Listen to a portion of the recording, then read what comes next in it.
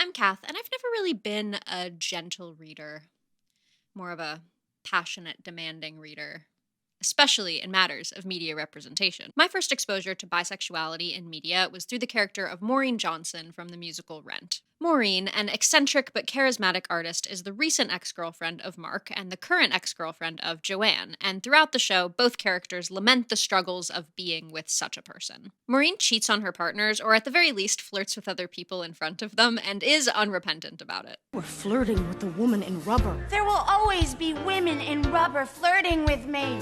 They must take her for what she is, who she was meant to be. Now, Maureen does have her enjoyable qualities. She's not a total villain in the story by any means, but she is emblematic of how many people view bisexuality. The stereotypical bisexual is a quirky, overly promiscuous cheater who can't make up their mind. But Rent premiered in 1996. Today, over 10% of US Americans identify as LGBTQ+, with 56% of that demographic being made up of bisexuals. I can think of multiple examples of recent bi representation off the top of my head, and most of those depictions are clearly coming from a positive place.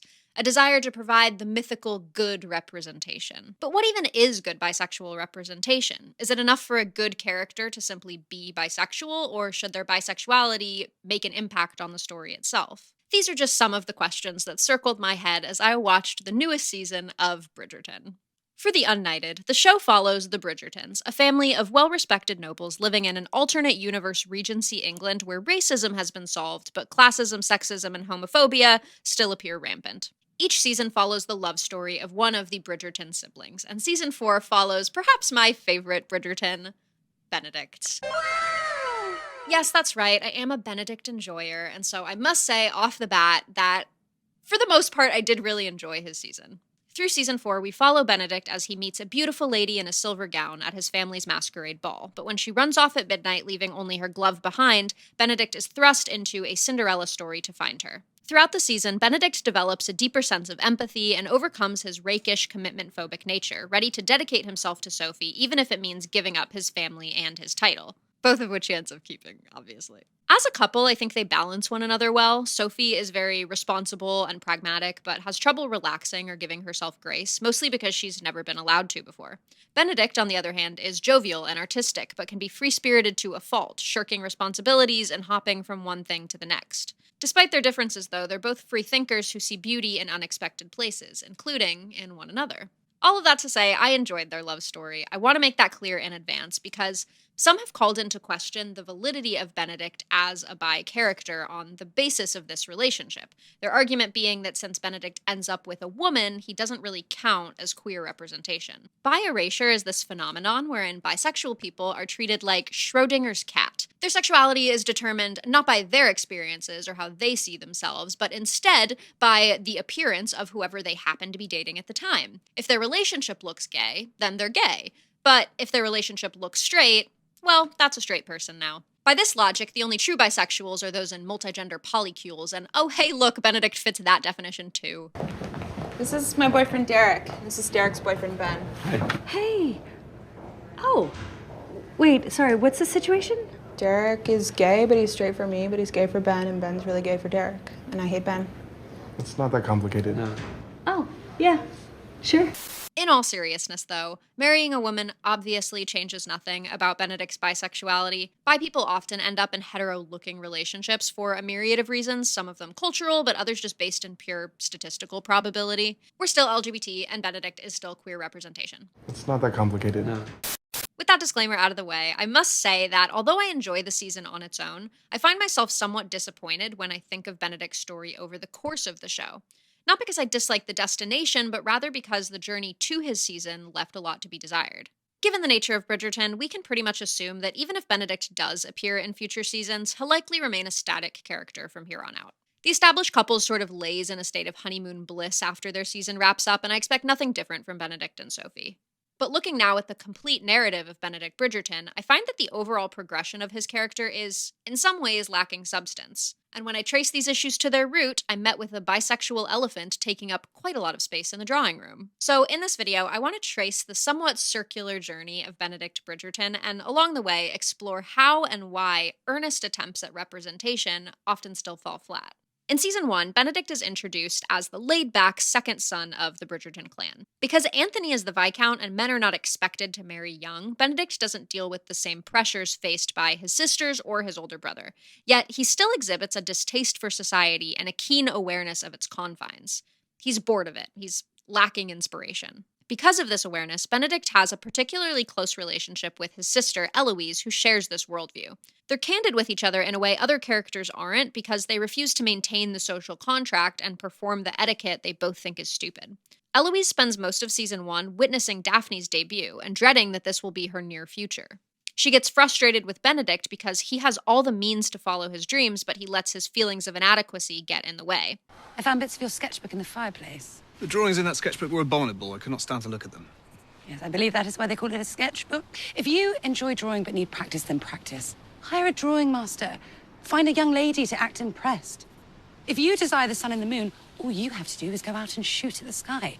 Some of us cannot. For Benedict, a bad sketch motivates him not to flip the page and try again, but to burn the whole sketchbook. In this way, the first season sort of toys with the psychology of the second son. While there's pressure on Anthony to get married and have an heir, Benedict grew up essentially as Anthony's replacement, the spare heir. Of course, Benedict has a distaste for society and isn't interested in becoming Viscount, but he also harbors an understanding that as long as Anthony's around, it doesn't really matter what he does. He's just the second son. Benedict's plot for season 1 truly begins in episode 3. While at an event, he's looking at artwork and gives harsh critique on one of the paintings, unaware that the painter, Henry Granville, is right next to him. Benedict is initially embarrassed and concerned that he caused offense. He broke the rules of social etiquette, after all. But in fact, Granville seeks him out later, asking for more of his thoughts and appreciating that Benedict has real opinions on the artwork. But when he gets an invite to Granville's art studio, Benedict's feelings of inadequacy rear their head. While the other artists are relaxed and enjoying themselves, Benedict appears anxious and out of place. He puts pressure on himself and is dissatisfied with his work, but Granville reaffirms that there's no judgment in this studio, and in fact, asserts that this is the benefit of being a second son. You have great potential. It's nothing. Though, for such a staunch critic of others, you certainly lack a clear eye for your own work. It's the lines. They're not what they're supposed to be. Take the compliment, Bridgerton. You can feel free to be yourself here, if that's what you should like.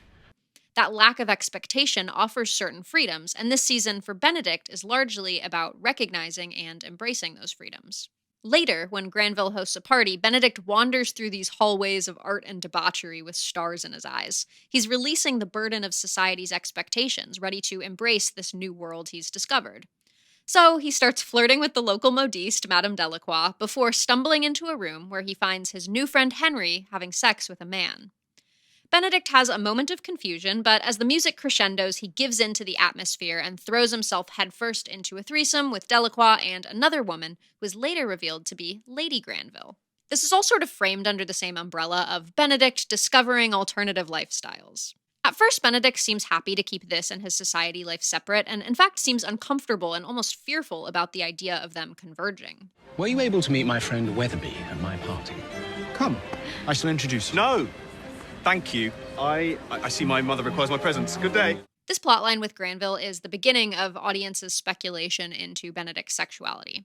Bridgerton is adapted from a book series, which, disclaimer, I have not read, but I'm fairly certain Book Benedict is completely straight. But the adaptation had already taken liberties for the sake of representation, so for many viewers, watching Benedict lament about how he doesn't fit into society's expectations, only to have a meet-cute with a gay man who teaches him alternative ways to live, well, it seemed like it was teeing up for something. People throw the term queerbaiting around a lot nowadays, but season 1 of Bridgerton is a pretty clear-cut example, in my opinion.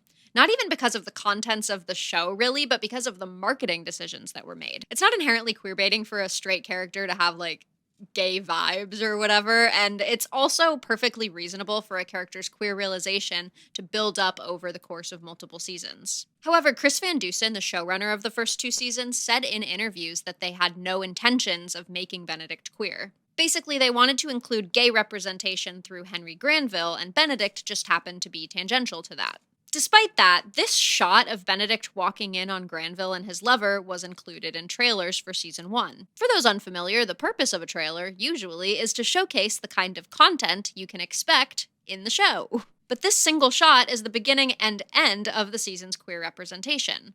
So why was it in the trailer?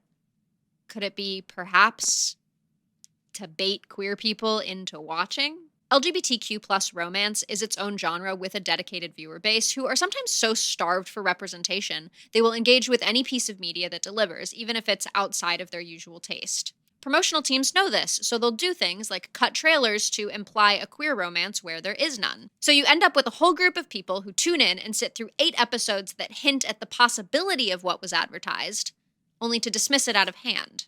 In the second to last episode of season 1, Benedict confronts Granville about his relationship, and Granville admits to being in love with Lord Weatherby. You have no idea what it is like to be in a room with someone you cannot live without, and yet still feel as though you are oceans apart. It takes courage to live outside the traditional expectations of society. For Benedict, though, this doesn't spark any revelations about his own identity. Instead, it informs his choice to continue a relationship with Madame Delacroix for the remainder of the season, even though she's not suitable by class standards. And that is essentially the end of Benedict's season 1 story. This conclusion is disappointing because while Delacroix is an interesting character, her relationship with Benedict is entirely surface level and serves mostly to mirror Anthony's relationship with his mistress. By paralleling Benedict and Delacroix to Granville and Lord Weatherby, the writers thinly relate homophobia to classism. I have a friendship with Genevieve Delacroix. The modiste. Good for you, brother. You deserve contentment. We all do. I just want to say I'm part of the LGBTQ community, and this is my best friend, Valentina. She's an ally. Talk, Valentina. Ally. Obviously, there are similarities in how these prejudices manifest. In both situations, they prevent two people from being together. But the comparison stays shallow and mostly serves to water down both issues instead of fully exploring either. Granville is not a love interest, or really even a developed character in his own right. He's more of a metaphor, a theoretical representation of freedom who exists to show Benedict that he can experiment, both artistically and sexually, that there are places where he can be himself outside of the limits of society. In this way, queerness is used to prove a point, not to be engaged with directly. From this experience, Benedict learns a lesson about following his dreams or something, but neither Granville nor his lover ever show up again.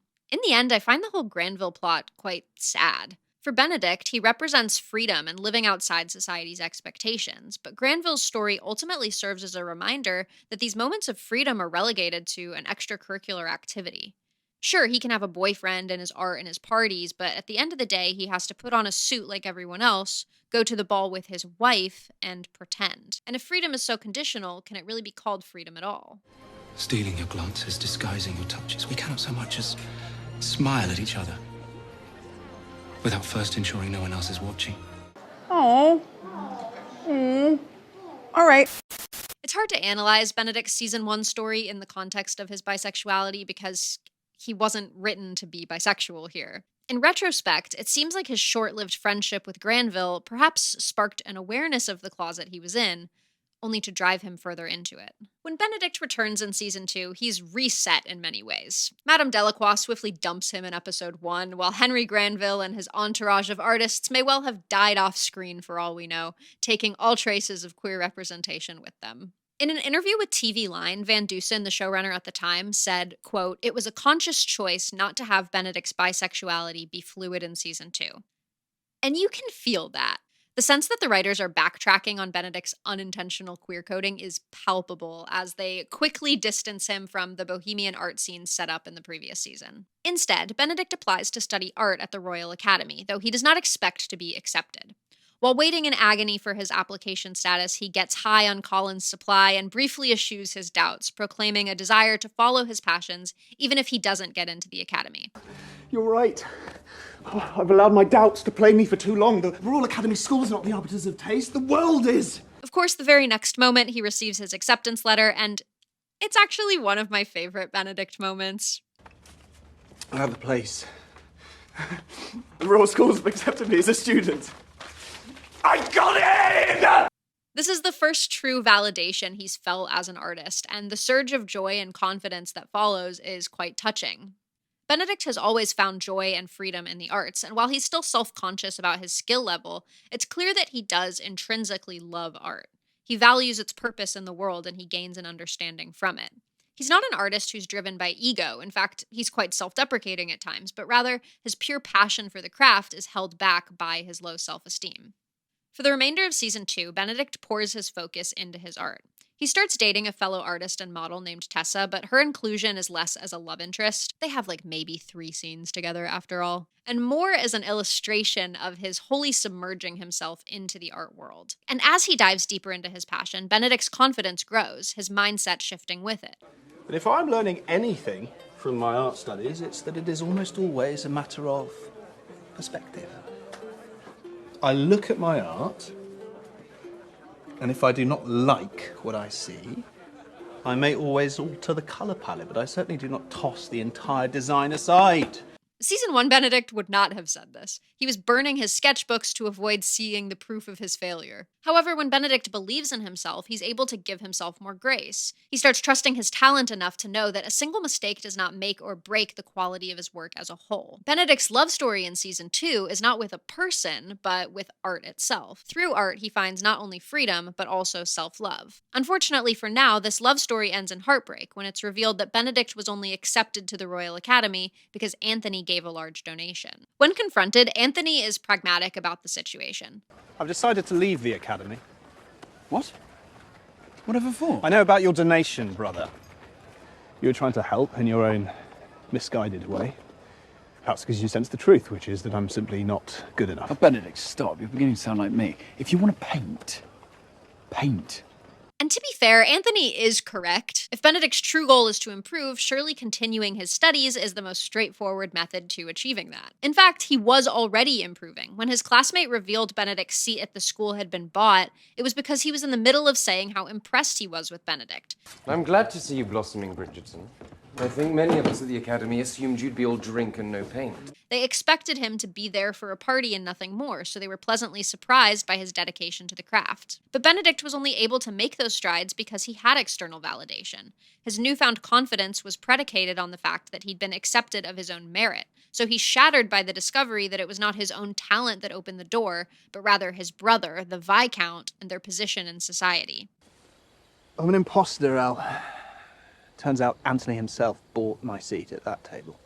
Benedict's self-doubt returns tenfold, and he no longer sees himself as worthy of being an art student. And in the end, Benedict quits school and gives up on his dreams. If his art represents freedom from society, Benedict ends the season by locking himself back in his cage. When season 2 dropped, I remember seeing a lot of dissatisfied reactions to Benedict's role. Not because the story itself is bad, but because for many, it solidified the queerbaiting allegations. It seems like the writers wanted to have their cake and eat it too. They wanted Benedict to be the bohemian, artistic, nonconformist Bridgerton, so they put him in queer-adjacent spaces and then panicked when people interpreted him as queer. And I already know there's going to be comments on this video like, oh, so if a man likes art, that means he's gay? Yes, exactly. No, I'm kidding. What I am saying is this. In stories, things do not occur randomly. If something happens in a story, it's because a creative force made a decision that it would happen. In a well-written story, choices are made with the intention of creating a specific effect or communicating something to the audience. And it simply can't be discounted that the way art is both made and consumed has been influenced by decades of media censorship. For a prominent example, the Motion Picture Production Code, also known as the Hays Code, was implemented by the MPAA in 1934. In an attempt to prevent government intervention, it enacted a harsh code of self-censorship on filmmakers. It impacted most movies made in the US for over 30 years, and its effect on storytelling are still felt today. The basis of the Hays Code is the belief that stories needed to promote good moral character, which was rigidly defined by mostly Catholic doctrine, lest they spoil the impressionable minds of women, children, and the lower classes. It focused on things like profanity, nudity, and depiction of illicit substances, but it also censored the themes of storytelling. For example, the Hays Code dictated that if a character is shown committing criminal acts, the story cannot do anything to elicit sympathy for that character. The criminal has to be condemned by the story and suffer consequences such as prison or death by the end. As you can imagine, this led to decades of very black and white storytelling. Good guys that are always good, bad guys that are always bad, and a total lack of interest in the nuances of morality. The Hays Code also censored anything related to, in their words, sex perversion, which included any depiction of homosexuality. Queer characters were deemed morally perverse, and their queerness had to be disavowed by the narrative, either by making them inarguably villainous or by killing them as a cautionary tale. This is why you'll hear people complain when queer characters are killed in fiction. Obviously, in real life, everyone dies, including queer people, but an inordinate amount of queer stories end in tragic death for the express purpose of communicating to the audience that queer people don't deserve happy endings. Terms like bury your gays and queerbaiting were not born on Tumblr like many people seem to think, but rather they were coined to describe a phenomena that occurs as a direct result of historical censorship. And one such phenomenon is queercoding. During the 3.5 decades of Hays Code censorship, filmmakers didn't simply give up on depicting queer characters. Instead, they used implicit signaling and subtext to imply queerness. They hinted at it with things like costuming, symbolism, and innuendo. Instead of telling explicit queer stories, they told allegorical ones. The Hays Code was actively censoring filmmakers from 1934 to 1968, when it was replaced by an MPA rating system similar to what we use today. But while this was preferable to the Hays Code, the new rating system was still plagued by homophobia. Even today, films depicting queer intimacy are routinely given more restrictive ratings than films that show the same level of heterosexual intimacy, and many people still think the mere existence of a queer character is too inappropriate for children or family movies. So in one of those films, you might end up with something like Ryan Evans from High School Musical. You know, in the third movie, Ryan is randomly paired off with Kelsey, and it's weird? But at no point in the movies do they say that Ryan is gay, so it shouldn't have been weird. But it was, because even though Ryan wasn't explicitly labeled as gay, most of the people watching still knew that he was, because he was coded that way. Now, are all men who do musical theater gay? Do all gay people wear silly little hats? No. So, is Ryan a stereotype then? Well, maybe, but only because he's an amalgamation of queer signaling in lieu of being openly gay. Because Disney didn't allow that at the time. I told you not to do the jazz squares. It's a crowd favorite. Everybody loves a good jazz square. All of this to say, when viewers latch on to tropes or seemingly little moments as evidence of a character's queerness, they're not merely stereotyping or projecting. They're interpreting stories the way queer people have been forced to for most of modern time. In the case of Benedict Bridgerton, whether the queer coding was intentional or not, it's undeniable that a lot of viewers interpreted him as queer, so it felt strange for that to be so consciously removed from the second season. Overall, I actually really like Benedict's arc for season 2. I think his relationship with art and how he ties it to his self-worth is very relatable and interesting, and unlike season 1, the story is actually cohesive, so that's an improvement. I just wish it didn't also feel like there was a Netflix executive whispering no homo at me the whole time. I want to be clear that I don't think any of these choices were made out of malice or any intentional homophobia on the part of the writing team. It should be stated that the showrunner of these first 2 seasons is himself a member of the LGBT community, as were other writers at the table. I think more so it's an example of how representation doesn't exist in a vacuum. It inevitably intersects with history and storytelling conventions and marketing teams trying to cast the widest audience net possible. The choice to include the character of Henry Granville, I have to assume, was made in an earnest attempt to add queer representation to an established franchise that previously had none. But I think it came across more as an admittance that queer stories are often intentionally kept in the margins. Granville's homosexuality was not complicated to include because he is a static secondary character. His love interest doesn't have a single spoken line, and their relationship is not explored in any way. But when the queer character is the protagonist of the story, their identity needs to be looked at with a little more nuance, which is not only harder to write, but also runs the risk of alienating any conservative audience members. Which is what we see happening now with the announcement that next season will follow Francesca and Michaela. More on that later. So by the end of season 2, I had accepted that for whatever reason, the creative team had no interest in a meaningful queer representation, and Benedict's story would remain a straight one. But then season 3 came, bringing with it a new showrunner, and also a new Benedict. Well, I got promoted. Oh, really? To what? Pass around party bottom. In contrast to what Chris Van Dusen said, the new showrunner, Jess Bronwell, who was a writer on the first 2 seasons, claims that the writers were always aware of Benedict's queerness. In an interview with Glamour, she said, quote, "It's something we had been talking about in the writer's room honestly from season 1, which is why I think people picked up on it. We just had never found the exact right way to execute it." Unfortunately, having seen season 3, I fear they never found that exact right way. Season 3 finds Benedict living the meandering dropout life, Having given up art, he's now lacking purpose and unsure what to do with his time. But while Benedict has a dislike of society's limitations, he's still a sociable person. He enjoys conversation and having fun, so he goes to entertain himself at society events, but is frustrated that people take his participation in society as evidence that he's looking for a wife, which he very much is not. Benedict doesn't believe he could find a love match among the women of the Ton because he believes they are happy in their gilded cage, that the women clamoring for his attention are not enlightened the way he is. The eligible ladies of the Ton, many of them are lovely, but they all have the same dream of marriage. They display no true animation, no zest for life, no personality. I am charting a more venturesome course. So when he meets Tilly Arnold at an engineering lecture, he's taken by her because she's not like other girls, essentially. Steering or not, it seems they might make for useful vehicles to escape the eager mamas present outside.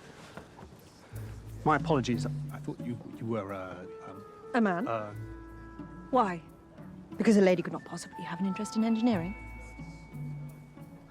She's the only woman in attendance, and she scolds both Benedict and the other men present, showing a passion for science and invention that Benedict finds intriguing. According to Bronwell, quote, "This season for Benedict is really about him learning how to subvert the rules of society, which is something Lady Tilly Arnold is quite good at, and is giving him some lessons on." Much as Benedict reaps certain benefits from being the second son of a Viscount, Tilly's status as a widow provides her with freedoms other women don't have access to. Benedict initially expresses his interest in Tilly by calling on her the way a gentleman would court a debutante, but Tilly, to his delight, says there's no need for the formalities. She's already gone through the socially correct channels for marriage, and then her husband died.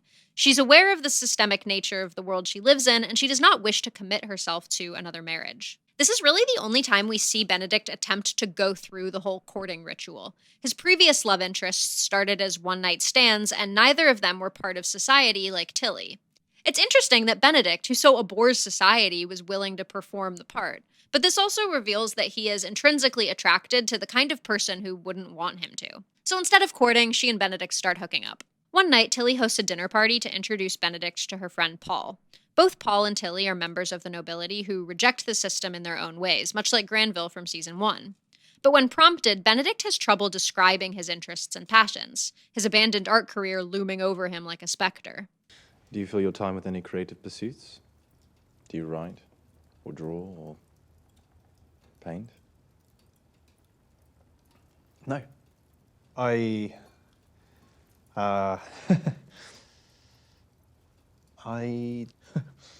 dance sometimes at parties.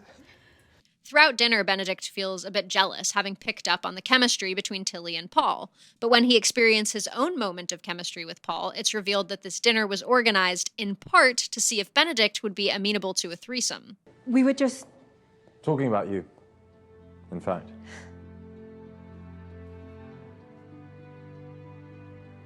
Would you perhaps like to join us? Of course, much like the writing team, when he's confronted with his own bisexuality, Benedict runs away. After consideration, though, he returns to Tilly's house. Tilly straight-splains sexual fluidity to him, and Benedict spends the next several episodes ensconced in this bisexual vampire coven. It's actually kind of ridiculous. Like, there are other plots going on. Days seem to pass, but they continue to cut back to Benedict in what I can only assume is a 72-hour-long threesome. The story comes to an end when Tilly confesses that she has feelings for Benedict and would like them to be exclusive. Benedict, however, has just discovered the joys of polyamory and is not yet ready to give it up. What happened between the three of us, what has happened ever since I met you, has made me realize how good it feels to be free. You've opened my world. And I'm not ready to close it again just now. This is confusing because while the show frames this as a revelation for Benedict, I don't exactly understand what he learned or gained from this experience that he didn't already have. Like, what exactly about being with Tilly taught him freedom? Was it the threesomes? Because, like, he's been doing that since season 1. It also can't be a freedom from courting and formality because he hasn't courted any of his other love interests either. So it must be the bisexuality that's the new revelation, right? That's what the show seems to imply, but it's incredibly hollow because Paul is barely a character, and the show has no interest in exploring Benedict's attraction to him. He thought perhaps the two of you shared a moment? Well, the wine has also made you rather charming.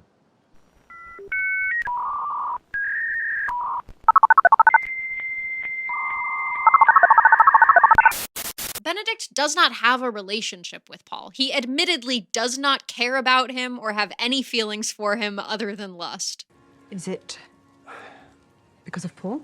No, Paul could be Patricia or Polly or Peter, all three at once. He doesn't even break up with Paul. Much like Henry Granville, the man vanishes into nothingness the moment Benedict is done using him for his realizations. It's unfortunate because I love Benedict, and I was excited to feel represented through him, but instead I was given a plotline that is narratively incomprehensible. I think the new showrunner was cognizant of the queerbaiting accusations, and so chose to give the people what they want, which I appreciate, but I feel like it was done more so to check the bisexual box than to actually explore how that identity impacts the character. Because Benedict does not have an arc this season. He starts by not wanting to get married, then he hangs out with a polyamorous widow for a while, and then he ends the season still not wanting to get married. The more I learn, the more I realise how little I know. It feels... I suppose now is the time for me to say something profound. It feels right now that the next thing I might learn may change me entirely. What are you talking about? How did you change? What did you learn? That it's fun to kiss boys? Okay. You're 30. By itself, Season 3 feels mostly pointless, but with the added context of Season 4, I actually feel like it starts to dip into harmful stereotypes. Because the writers knew that Season 4 would have to follow Benedict, and at the start of his season, Benedict needs to be characterized as basically a terminally unserious fuckboy. Lady Bridgerton, are you sure you would not prefer for me to fetch him for you? You've had to fetch him for me one too many times these last months, John. Perhaps, if he is awakened from his inebriated slumber by the face of his mother, he will learn to be on time for once. Unfortunately, the room is in a state of disarray, Ma'am. Perhaps we should send a maid in first. I assure you I have often witnessed Benedict's disarray. How are you here? Good Lord, Hatch, draw back the curtains. It is time for my son to wake up. No, please do not. Oh, that is so bright. Dear God. Pal, you suck at everything. Straight up. It's no big deal. It's true. A notorious rake. How dare you? I am a lover of pleasure, a free spirit, untrammeled by mere convention. You're a rake. Mm-hmm. So Season 3 has the job of setting him up as a non-committal slut, and their shorthand for that was making him bi. I feel Maureen Johnson in this Chili's tonight. I don't mean this in like a sex-negative way. There's nothing wrong with being bi and also being sexually promiscuous, but the show treats them like synonyms. Benedict's romantic interactions with men are not meaningful. We don't know why he likes them or even anything about who they are, and Benedict's interactions with them don't affect him in any way. His bisexuality could be stripped from the narrative, and basically nothing would change. So, whatever. In preparation for Season 4, Benedict must become the rakiest rake in Rake Town. But there is another new bit of characterization that I find a little bit troubling. He has less empathy for women now. He's not a misogynist by any means, but in Season 3, they start to soft launch this sort of jaded ignorance. Before meeting Tilly, Benedict dances with a girl at a ball and then spends the next several episodes dodging her and her mother. He finds it a bit annoying that he can't simply have fun at a gala without conveying some unintentional message that he's looking for a wife. He's off-put by the whole song and dance of the marriage mart, and though not unkind, he's uninterested in most of the people he meets through society. So he spends a fair chunk of time rolling his eyes at the debutantes and their pushy mamas. They do this so that in Season 4, Sophie can point out his ignorance and help him grow as a person. You're not like the other young ladies, you know. It is a relief. And what is wrong with the other young ladies? Well, they are... Constantly pursuing you. While I can imagine that is taxing for you, you must remember that those young ladies have spent their entire lives preparing for the pursuit. Hundreds of hours acquiring their accomplishments, endless fittings, not to mention the 3 hours alone it takes to do up their hair for the 5 or 6 hours they will be at this ball. All in the hope that you might simply notice them. I can now respect what they were all up against. I mean, hundreds of hours of preparation, all in the hope of simply being noticed. But it's weird, because Benedict was perhaps the one Bridgerton boy who already had empathy for women. He doesn't need Sophie to tell him how much pressure debutantes are under. He's seen his sisters go through it. We've seen him talk to Eloise about it. He doesn't need to be told that it's cruel to get the debutantes' hopes up. He already knows that. He scolded Granville about it in season 1. Are you courting? No. Miss Stowell is lovely, but that was me doing the not resisting bit. I am not certain Miss Stowell is taking your experiment so casually.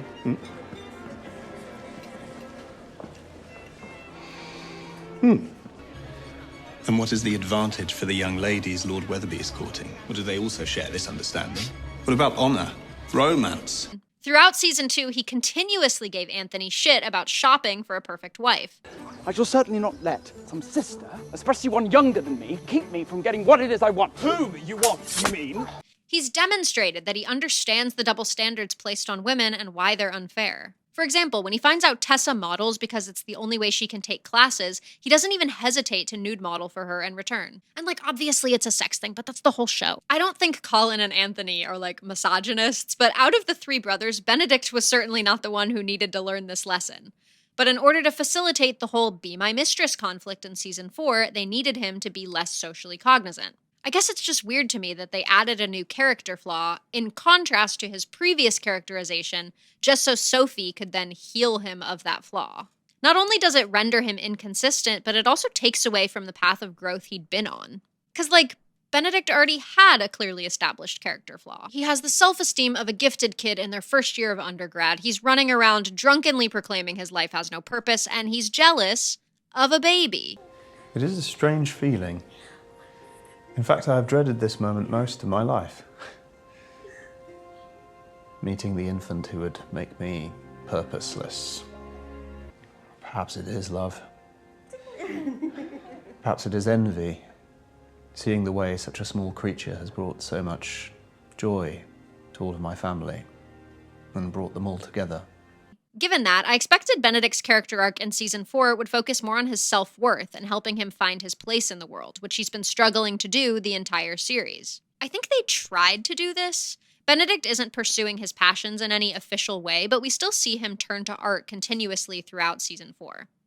In his search for the Lady in Silver, he draws her over and over again, but is unable to complete the portrait until he discovers her identity. He uses his art to communicate his devotion to Sophie, and through his own sketches, he solves the mystery and realizes that Sophie is the Lady in Silver. Fittingly, the final shot of the season is the finished portrait of Sophie, signed Benedict Bridgerton. And I adore this. The art is no longer framed as a measure of his worth, but rather a tool that he can use to express himself and communicate his emotions. As it pertains to Benedict's character development, though, I wish it were less subtextual, because while Benedict finds his way back to art again, does he still feel that he lacks purpose? It's not exactly clear. Has he found purpose in art again, or has he simply decided he doesn't need one concentrated purpose in life? Currently, it reads like Sophie is his new purpose, which I guess is a romantic notion, but feels more like a band-aid on his poor self-esteem, not a cure. I enjoy season 4 a lot, but when looked at in the context of the rest of the show, it feels quite disconnected to me for all of these reasons. Benedict as a character seems to exist as whatever the writers need him to be in the moment, and I find that the overall themes suffer because of it. Did you at least make it clear that you wish in some fantastical world that the two of you could be together, legitimately? No. But we are not in a fantastical world. So would not that have been dishonest? It's not about honesty, it is about gesture. How can a woman trust you to navigate a complicated life with her when she cannot trust you even to navigate her feelings? What is it, truly, to admire a woman? To look at her and feel inspiration? To delight in her beauty, so much so that all your defences crumble, that you would willingly take on any pain, any burden for her. To honour her being with your deeds and words. Look how they massacred my boy. So what am I saying? Is Bridgerton biphobic trash and no one should watch it? Certainly not. I've watched it like 5 times now. What I am saying is that in the last decade, audiences have come to expect some level of representation in media. 15 years ago, an average TV show could have an all-straight, all-white cast and nobody batted an eye, but now people notice the lack of representation. Because for most people, that's not what life looks like. When I go outside, I see queer people. I see non-white people. Sometimes I even see non-white queer people. So representation, I think, is an overall positive goal, but attempts to add representation seem inorganic if they're not born from a genuine desire to engage with that perspective. Sometimes they seem to exist solely to be like, hey, look, you guys, we're representing you. Come give us money. And as a result, the characters seem shallow. I'm not saying Benedict's entire character should revolve around his sexuality, but rather, I wish the writers approached it with any level of curiosity. I wish his bisexuality meant something to him, that it influenced him in some way, that he actually learned something from it, maybe. Throughout the show, he wrestles with feelings of otherness, a curiosity that is seemingly at odds with the society around him, fears of inadequacy, and a hesitancy to commit. All things that should theoretically be enhanced by a bisexual protagonist. Unfortunately, Benedict's story was never about that, and in failing to use his identity as an intentional lens, the depiction sometimes falls into a negative light. His relationships with men are never explored thematically. Instead, Benedict's bisexuality functions more as a symptom of his free-spiritedness than a genuine facet of his identity. He doesn't feel queer so much as he feels bohemian, unshackled from the expectations of society. He hooks up with guys in the same way he drinks and gets high and goes to orgies. And while these things are never depicted as shameful, they are depicted as vices. Season 4 opens by telling us that Benedict needs to get his shit together and then hits us with a montage where he drinks, parties, and hooks up with a man. We're then told that reformed rakes make the best husbands, and the rest of the season shows Sophie reforming his rakish ways. I don't think it was intentional, but there are definitely some unfortunate implications to lumping bisexuality in with his other indulgences. There's a scene in season 4 where Benedict comes out to Sophie, and I actually really love the scene. Well, I am capable of caring for you, just as I have cared for women I've known who are of the ton. Just as I have cared for some men whom I've known intimately. And I refuse to be at all ashamed about that.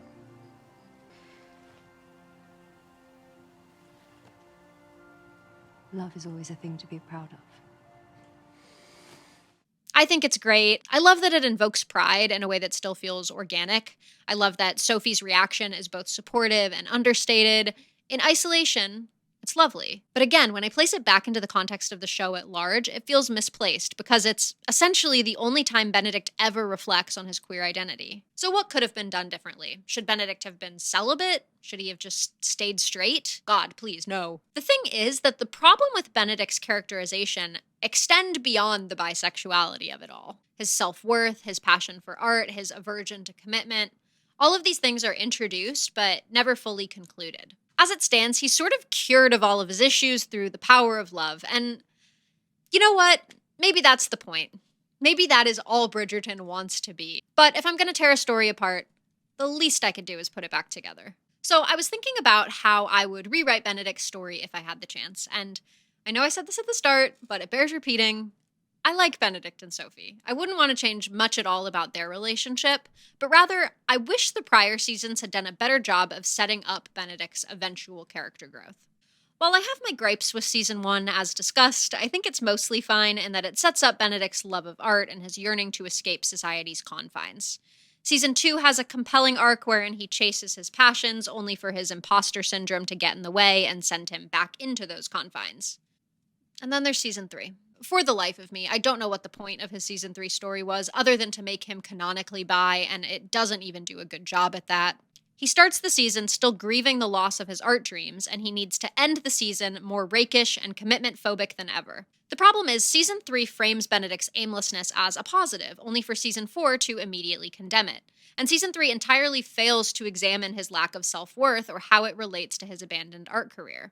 To me, all of these problems, the messy character writing, the flawed representation, the abandoned story threads, could have all been solved by simply giving Benedict a boyfriend. Of course, you can be bisexual without ever having a same-sex partner. Bisexuality is not something that you do, it's something that you are. But Bridgerton is predominantly a romance story, so for the purposes of storytelling, I think it would have enhanced Benedict's character if he'd had at least one nuanced relationship prior to the start of season 4. And this isn't a new idea. Bridgerton has already done this pretty effectively with Anthony. In season 1, Anthony has a mistress, an opera singer named Sienna, who he's head over heels for. Throughout the season, Anthony bounces back and forth between his love for Sienna and the expectations of him as Viscount. He knows he can't be with someone of the lower class and even tries breaking up with her, but he also can't stay away. At one point, he considers running away with her and even makes plans to take her to a ball, even though it would lead to his social ruin. In the end, though, Sienna rejects him. It doesn't matter that they're in love because their classes keep them apart, and it's not fair for her to be in a relationship where she has no power and is always at risk of losing everything the moment he decides to move on. Anthony then returns in season 2, pragmatically focused on finding a wife, searching not for love, but for the perfect Viscountess. His failed relationship with Sienna helps propel an internalized belief that love is an unstable force and his status demands he act with utmost practicality, which directly informs his behavior in his own season. Ideally, Benedict's failed relationship in season 3 should propel him towards his relationship with Sophie, not just keep him busy until it's his turn to play main character. So, come back to the beginning of season 3, and reimagine with me. Season 3 could start much the same. Benedict is feeling lost, purposeless, and still a bit depressed that he wasn't good enough for art school. He's going to society events, though somewhat resentfully, because he feels that's all he's good for. He's decided to accept that he's a nobleman, and a second son at that. His job in life is simply to play backup Viscount to Anthony and be charming at balls. Benedict's story often parallels that of his sister Eloise, and this would be no different. She spends season 3 in a friendship breakup with Penelope, repressing her feelings and going along with society's demands. I lost the battle and I have no appetite for the war, so I've joined the winning side. I think Benedict going through a similar thing would elevate both of their narratives and make their annual swing set talk hit a little bit harder. So while Benedict is resigned to his pointless pretty boy existence, I would introduce Tilly as someone he is already hooking up with when the season starts. I like Tilly fine enough, but I think they would work better as a friends with benefits arrangement. As it is, they spend a stupid amount of time on this relationship, and why do all this meet-cute bullshit with a woman who contributes very little and is only going to disappear at the end of the season? Moreover, the show doesn't give any concrete reasons why Benedict rejects Tilly in the end. Yeah, sure, so he can be free, but what exactly changes between then and the masquerade where he meets Sophie? Season 4 is supposed to reform Benedict's non-committal attitude, but he's basically ready to commit to the Lady in Silver after one episode. Am I simply meant to believe he sowed all his wild oats between seasons and now he's ready to commit? Or is there just something so crazy special about Sophie that she cures him after one conversation? Sophie's great, I get it, but I'm just not sure exactly what she had that Tilly didn't. Tilly was also a beautiful, intelligent woman who valued the arts, held interesting conversation, and lived outside of societal expectations. So why couldn't he commit to her? Is she just lacking a certain je ne sais quoi? Is he not that into blondes? I don't know. But if Benedict's main character transformation is that he's learning to commit, I'd like to know why. So in my version, Tilly and Benedict are hooking up, and they're good friends, but it doesn't go beyond that. Maybe Benedict makes a passing comment that he'd marry Tilly if she wanted, because if he's abandoned all passion and purpose entirely, why the hell not? But in this version, Tilly would remain steadfast that she doesn't want to marry again. Still, she cares about Benedict and wants him to regain his passion, so I would have her introduce him to Paul in, episode 2. The three of them could still have their little throuple moment, but instead of Tilly being the love interest, it would be Paul. Like I said, Paul's not really a character right now, he's just some hot guy. Really, all we know about him is that he's a patron of the arts and he met Tilly backstage at a play. But this interest in theater, I think, lends itself well to exploring the fallout of Benedict giving up on art. What if Paul and Tilly push Benedict back into the art world? Maybe not as a participant, but as a patron. He can learn to enjoy art again without it defining his worth. They could go to parties similar to the ones Lord Granville threw, where they're surrounded by art and creativity and debauchery. I'm imagining a string quartet version of Party Rock Anthem. It would be awesome. Through these party scenes, two things should occur. Firstly, Benedict and Paul grow closer. Secondly, Benedict has to confront his complex relationship with art and how his poor self-worth is holding him back from the thing that he loves. I have this vision of them at a small soiree where Paul performs a monologue for everyone and Benedict is just captivated. Afterward, he says Paul is fantastic and he should be an actor, but of course Paul is a nobleman and it would be below his social status to perform in any professional capacity. But Paul is happy to engage with his passions in any way he can, and he doesn't need the applause of a large audience to enjoy performing. While this is going on, I imagine Benedict will start to dabble in art again, though still self-consciously. He's sketching here and there, but throughout the season, it's shown that he can't really finish a painting. He gets partway through and then gets bored of it or nitpicks it to death and then just gives up, abandoning each painting in favor of starting a new one instead. Throughout this, Benedict and Paul start hooking up without Tilly, and Benedict starts falling in love, both with Paul and with art again. Imagine he has a great night out with Paul, and then he comes home inspired, and he starts a new painting. But this time he sticks with it more than any of his other half-finished paintings. His new relationship makes him feel good and confident, and without his self-deprecation, he's able to throw himself into creating again. But then, towards the end of the season, he pushes the relationship with Paul a little too far. Maybe he gets a little jealous seeing Paul with Tilly. Maybe he implies that he wants to be exclusive with Paul, that he's okay with never marrying, that he doesn't mind if his life is unconventional if it means they can be together. And then I would have Paul sort of dash his dreams. He brings him back to the reality that they can't be together. The world won't let them, and trying would just mean setting themselves up for a life of pain. Paul would see their relationship as something fun that he can dabble in, much like he views theater. Benedict, though, is an all-or-nothing kind of person. He couldn't stay in art school knowing he hadn't earned it, and he can't stay with Paul knowing he doesn't love him back. Heartbroken, Benedict would go home, look upon his almost completed painting, and then rip it up. In the real season 3, Benedict's non-committal because he wants to be free. But I think based on the events of season 4, it should stem more from his fear of getting hurt. Like, if he never commits, he can never get rejected. Please do not call what happened between us a mistake. Please. Benedict and Tilly could even bond over this. Tilly doesn't want to get remarried because her first husband died, and she doesn't want to go through that heartbreak again, while Benedict doesn't want to fall in love because he's scared he's not good enough. Now, his character flaws are related and can be confronted collectively. I also just really hate that his identity as an artist is erased in season 3. I get that the whole point is that he gave it up, but that doesn't mean it's no longer influencing him. The opposite, in fact, is true. Benedict's listlessness is a direct result of giving up on his dreams. I want to see him actually struggle with that, and expanding the symbolism of the unfinished painting would enhance the fact that he's unable to finish Sophie's portrait until after he declares himself and his passion truthfully. And of course, through this relationship with Paul, Benedict's bisexuality could actually be portrayed with some nuance, especially since Paul is also bisexual. There might be some contrast in the ways they understand their sexualities. For example, maybe Paul has always known this about himself, while Benedict is just coming to terms with this element of his identity. Mainly, I think what's missing from Benedict's character arc is cohesion of ideas. Instead of having one concrete arc or a singular thing he needs to learn, he's always vaguely chasing freedom without ever really defining what that means. So when season 4 comes around, he's now an incredibly vague protagonist. The season is full of other characters telling us about Benedict. This isn't a Benedict-specific issue either. Bridgerton does this a lot. I think Colin is the most egregious example. His season is full of people telling us how kind and selfless and empathetic he is without ever exploring those traits through the story. You have always been one of my most sensitive children, always aware of what others need, always trying to be helpful or offering a joke to lighten the mood. You so rarely put yourself first. I am proud of your sensitivity. But it produces a weird effect on the audience, who are left like, you mean this guy? Penelope Featherington. The way you were dancing with her looked rather interesting. You courting the girl, Bridgerton. Are you mad? I would never dream of courting Penelope Featherington. Not in your wildest fantasies, Fife. A joke to lighten the mood. The writing of Benedict is better, I think, but it's still riddled with disconnected threads that get hidden away behind the dramatic, glittery love story. It's strange because the show has so much spectacle and sex positivity, yet it comes across as almost emotionally prudish, like it's scared to explore the uniqueness of its characters' perspectives. Everyone's always talking in banal platitudes like they're pitching slogans to cross-stitch onto Target pillows. All in all, I think my rewrite is, like, pretty obvious, Most shows, if they wanted to make a character bi, would do exactly what I've said.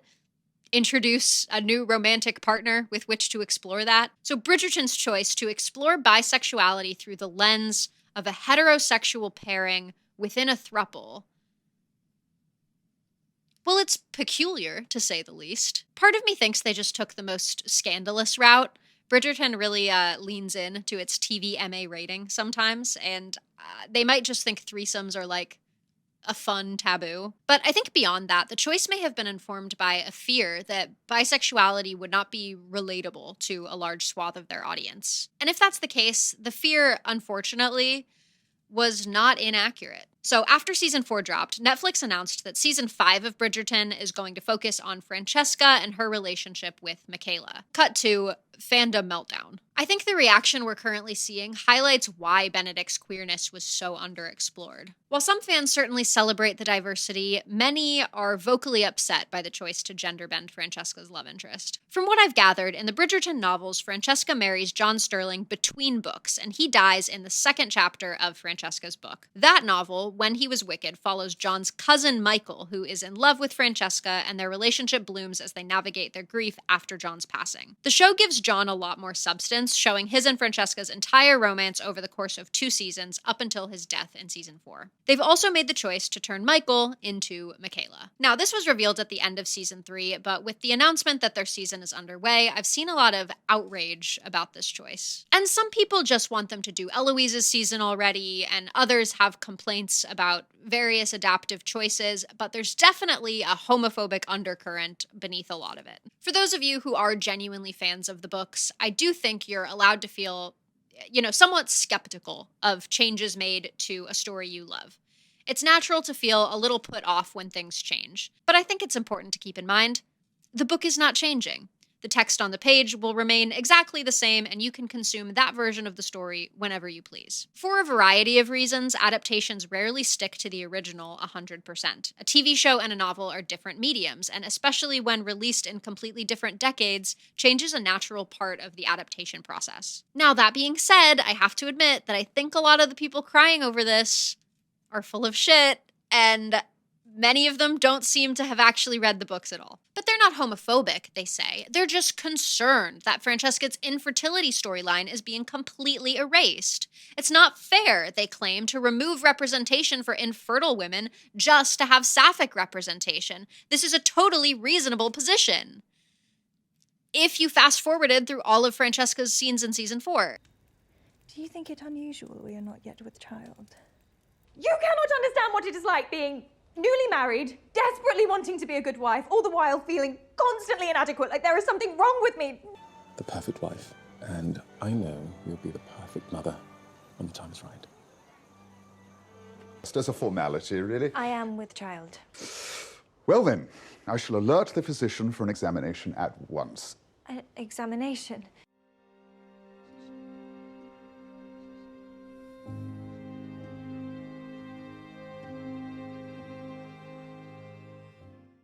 You have 8 children. 8 pieces of your husband to remember him by. 8! 8 times you did your wifely duty and gave father the gift of children. And what did I give John? Nothing! And I only have myself to blame. Francesca, none of this is your fault. It is! It is my fault. I cursed it. John wanted to have a child, and it was my duty to give that to him, to continue the Kilmartin line, and I failed him. I gave him nothing. I have nothing. I have It's nothing. all right. It's all right. But yeah, totally, they're completely erasing her infertility. A lot of these people seem to be operating from a belief that lesbians can't struggle with infertility or want children of their own, which, is certainly illuminating. And really, I think a lot of these commenters don't think of themselves as homophobic. They don't hate queer people. They just can't imagine themselves relating to queer people. And really, that is why I think nuanced representation is so important.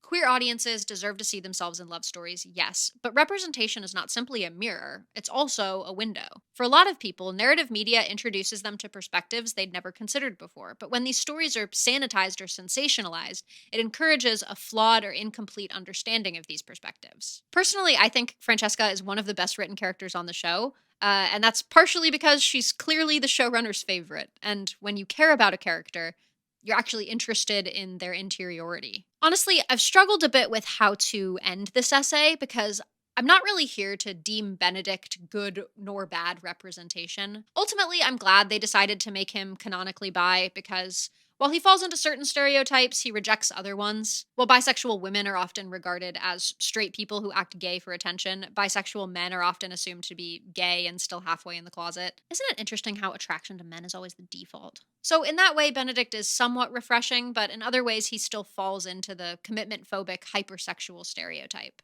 And this brings us back to that million-dollar question. What even is good representation? For some of you, my arguments might seem pretty cynical.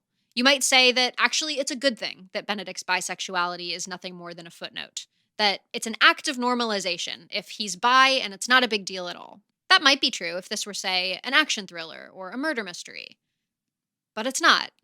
It's a romance. It's often directly about sexuality, yet Benedict's is treated as a montage of rakishness with little connection to his character's overall journey. I don't want to be too hard on the writers because I get that it's tough. If you make a queer character villainous, you might get accused of falling into Hays Code moral logic, but if you make them perfectly virtuous, then they're boring and one-dimensional. If the story is all about their queerness, it gets called a stereotype or lumped into the LGBT media sphere that is rarely seen by general audiences. But if the story merely hints at queerness, then it gets queerbaiting accusations. So, is there any winning at all? My answer may be antithetical to the goals of major producers, but I'd love it if writers stopped worrying so much about optics and audience expectation and instead just focused on telling good stories. It's impossible for one character to be a perfect beacon of representation because there is no one perfect representation. So instead of striving for that, I just want writers to be interested in their queer characters and how their identity affects the perspective of the story. In the case of Benedict Bridgerton, I find his bisexuality reluctant. It's tucked into a corner and only brought out when they need to show how wild and carefree he is. Overall, there's very little curiosity about Benedict's perspective, not only as a bi man or an artist or a member of the nobility, but as someone living at the intersection of all three. And maybe a vague perspective is more relatable to general audiences, but it's also vastly less interesting.